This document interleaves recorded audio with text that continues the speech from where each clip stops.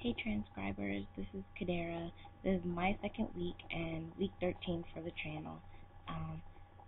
This week's topic is surgeries. And so here I am in a hotel room with my boyfriend talking about surgeries. I realized that last week I did not introduce him and he thought that was okay, but yeah, in my book I say shame on me. So yeah, my boyfriend's name is Joseph and we've been together since April unofficially, and quite officially since June. We've been friends for 8 years and we are really good friends, and so his transition has been an adventure for us both. This is a time of new beginnings, I suppose. He has come out to himself and is beginning to come out to his family and to me, and so yeah, this is just a whole bunch of news. And so most of what I know is from, talking to other trans folks and doing some lightweight research, but I'm still new, so bear with me if I make some mistakes or whatever. I'm always down to be corrected. So here I go. Surgeries. My boyfriend has not had any surgeries as of yet. When he does get his surgeries, he plans to get top surgery, where basically female-looking breasts will be exchanged for male-looking chest. Basically, they take out the breast tissue, and I'm not sure what it's replaced with, but it is formed into a male chest, and I believe the nipples are minimized so they look more masculine as well. He is also going to get a hysterectomy, which is basically getting all the female innermost parts discarded.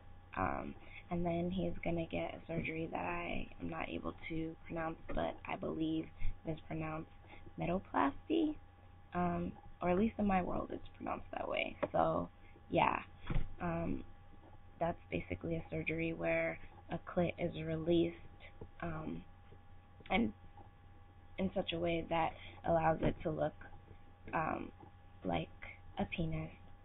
And then also I believe he's going to get testy implants, and they are placed inside the inner lips, and they basically will look like a penis and some balls. And he's really excited about that happening. So yeah, I believe that's all the surgeries he's going to get.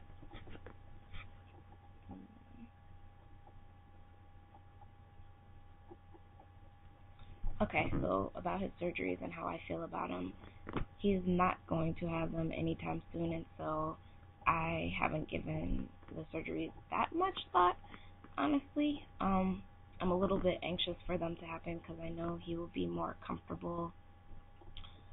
He'll be a little bit more comfortable with his body and even sharing it with me and the world.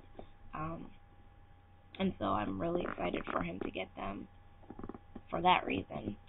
I'm a little bit nervous just because I am very distrustful of medical things and surgeons and, cutting and those, just traditional medicine in general, and so I'm quite nervous about that.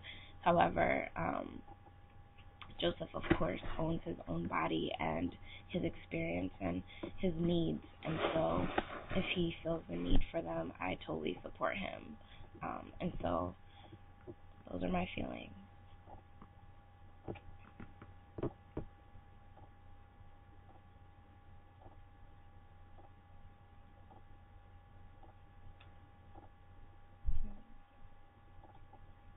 How do I feel about bottom surgery specifically?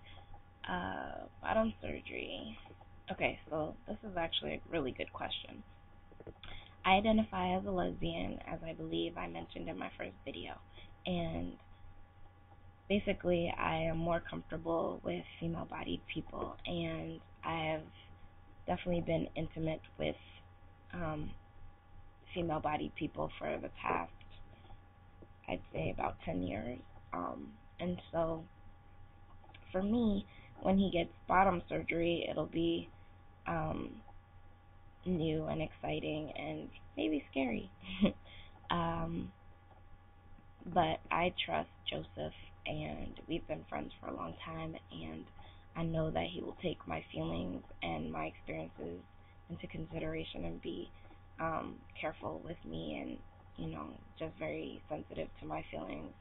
And so I'm not too nervous about it, but um, it will be. I've never been with a trans person post-op, so yeah, I don't know how I'll feel or whatever, but I know that whatever body or whatever shell that my partner has, I will love him regardless. And so I just take it as a grain of salt, and it is what it is. He's gonna have a penis, and I'm gonna love it. That's it.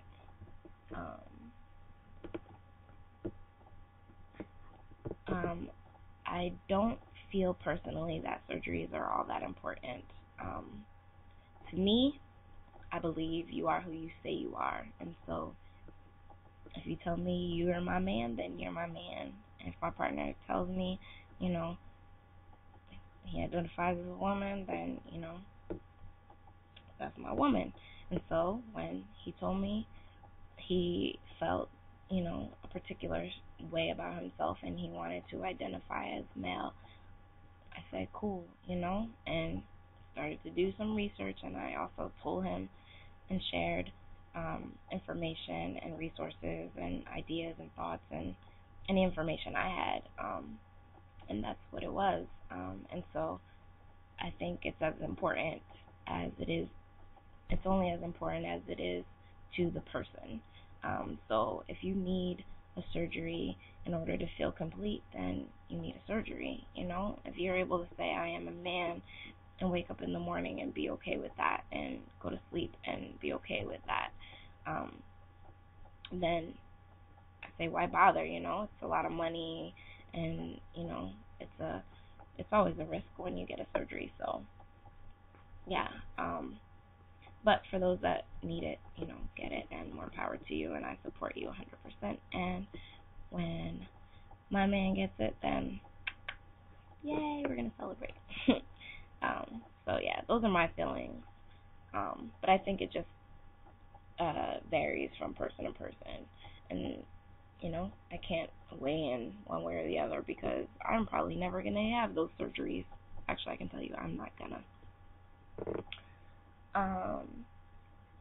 People who can't afford or wish not to get these surgeries, there's a lot of things that you can do.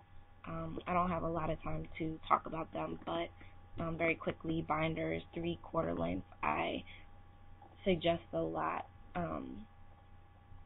because they're a lot better than the longer ones that roll up. Short haircuts make you look more masculine, mimic the walk of dudes as opposed to women. Practice your dropping your voice. You can even maybe invest in voice lessons. I don't know. If you're not on T, then, I think that's really important, the voice. It's just the way you carry yourself. People, if if it looks like a duck, if it sounds like a duck, it's a freaking duck, okay? So if people see a duck, then they're going to believe you're a duck. If you say you're a man, you sound like a man, you walk like a man, you smell like a man, you're a man, So walk the walk, talk the talk, and people, a lot of times they'll believe you if you believe yourself. So, walk with a male confidence and sometimes even a cockiness, and people won't question you. Also, you can refer to the week where passing was the topic, and you can probably get a lot more ideas there. As far as surgeons in New York, where I live, I don't know of any. I think the closest surgeon is in Maryland, and I don't know his name. But, yeah, so if I do find the name of a good surgeon in New York or New Jersey area, then I will definitely post that later on the side. But, yeah, I'm running out of time, and I love you guys, and thank you for watching. Peace.